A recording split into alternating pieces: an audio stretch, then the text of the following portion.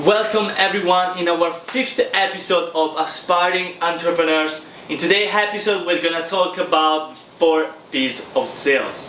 So the 4 P's of sale essentially is a kind of a journey that you as a company or you as a person that own a business, you as an aspiring entrepreneur needs to take in order to persuade your future clients to buy your service. What most people do usually, since we live in this world of social media in which we think that the possibilities of getting new clients are huge and so easy. So I see people jumping to Facebook, jumping to LinkedIn and just sell their products to new clients without going through some stages. Yeah. And that's wrong, I guess, because there needs to be trust before you buy something, and you don't build this trust just by sending a sales message as a first message to a new client or a new prospective client. Now the thing is sometimes like the business is focused, or the salesman focus too much about the features of the product or service they're selling. They don't care much about what the needs of the buyer or the customer are. Okay, so they focus on something is good for some reason. Like in the example of the car, they focus more on putting how the car is good, is fast, okay, it's comfortable, it's fashionable, is beautiful, whatever, okay? But they don't care what the customer are looking for. If they're looking for a car for their needs, I don't know, which is might have more space to put their children, or is better because it's safer or whatever. They just give the customer the things and they don't ask them back what they want. Yeah, exactly. So let's jump into this 4 P's of sale. Yeah. So you want to start to introduce the first one? Yeah, the first one is the promise. So the promise, what it's about, basically, is usually a sentence or a short introduction of what you're going to talk about. What the promise has to do is put in the tone about all the whole interaction. Yeah. So usually any kind of ads or sales pitch or whatever, what they need to do is in the first few seconds of the interaction, they need to grab the attention of the other person, and that's what its job is about. So, for example, how can you grab attention? By say something that is gonna say exactly what is going to be the topic of the interaction, and then say what kind of results and benefit the other person will have. For example, I can say in today's video we're gonna talk about how you can use social media to increase your sales. Okay, so what's this sentence says? We're gonna talk about social media first. Yeah. Then we're gonna talk about a way that you can increase your sales by using social media. So if you're interested about this, then your attention has been grabbed. Yeah. And then you carry on watching the video. Exactly. The second P instead is picture. Picture, right? yeah. So how I was saying before, most of salesmen and businesses they care about showing the features, but they don't care about the emotional side of the buyer or the customer. So with the picture, the job of the picture is putting the product, service, or the thing that you're trying to persuade to do to the other person in a way that they can use emotion. Okay, so that they can attach emotion to that service or product you're selling. Let's make an example, like in the car as well. As I said before, if you say, for example, you can use this car to go to the sea with your family. Okay, and try to think about all the emotion you have when you are with your family, your loved ones, you go to the sea, you see the nature, okay? So you're gonna attach those good positive emotion to that car, and then you're going to be more willing to want to do this thing with that exact car. I remember saying in the last videos for the upside model framework that we said people are not buying because of a rational reason.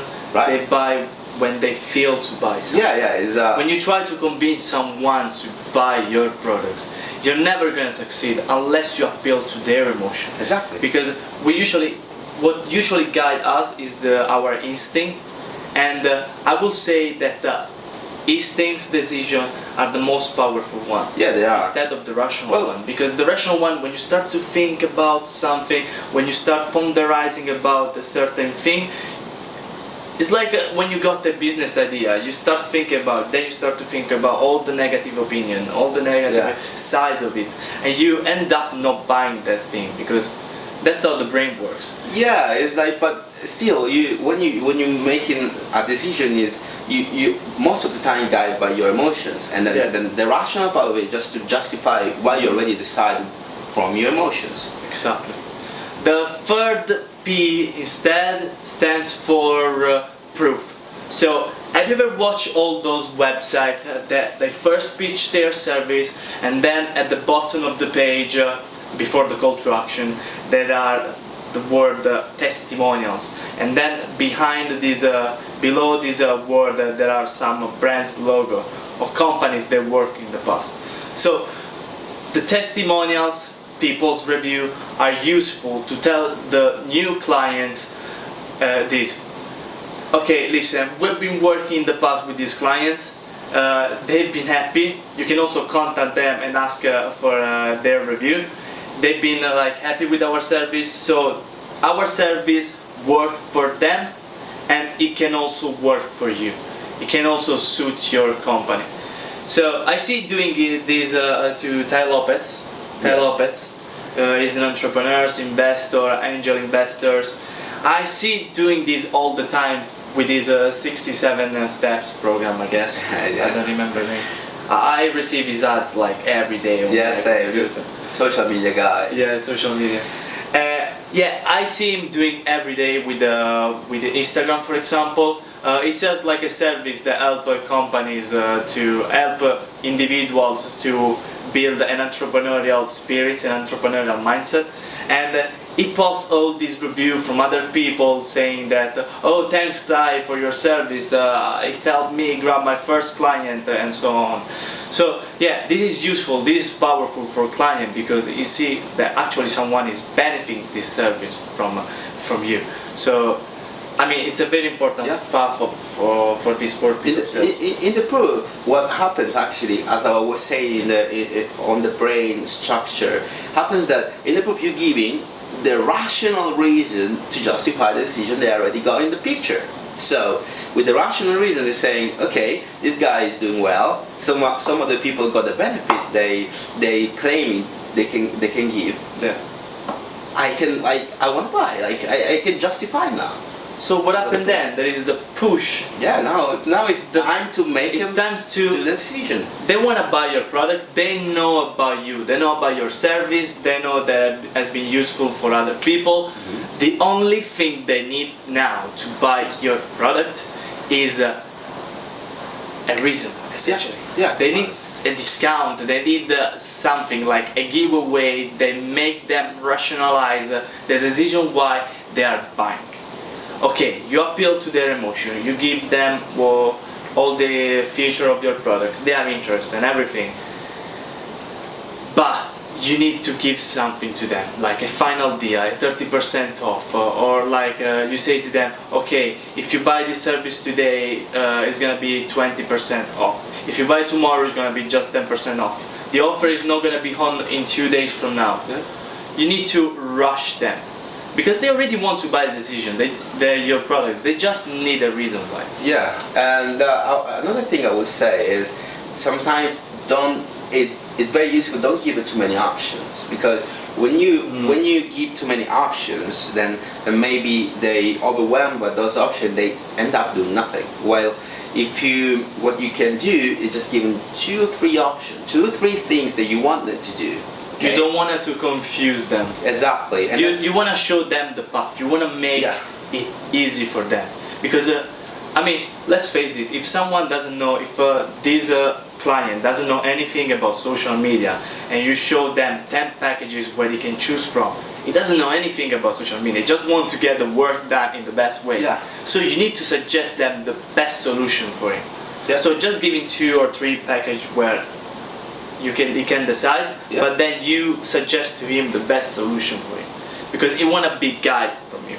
it comes for you for a reason, because he doesn't know about it. Otherwise, he would have done this by himself. He would have hired a video editor. He would have hired like a photographer. Yeah, All sure. this kind of thing. Yeah. It comes for you because you know about the service and you know how to do this and what's the best solution for his business. Yeah. If you didn't have a problem, then it would have come to you. Yeah, for a exactly. solution for it. So. Exactly. Yeah. And that's it for today. Thank you for watching the 5th episode of Aspiring Entrepreneurs.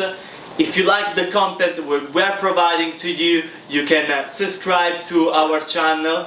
And if you still like our content, you can also visit our website www.aspiring/in-the-middle, I don't know the name of it, entrepreneurs.com, and you can pre-order our free book, Marketing Secrets Big Company Won't Tell You.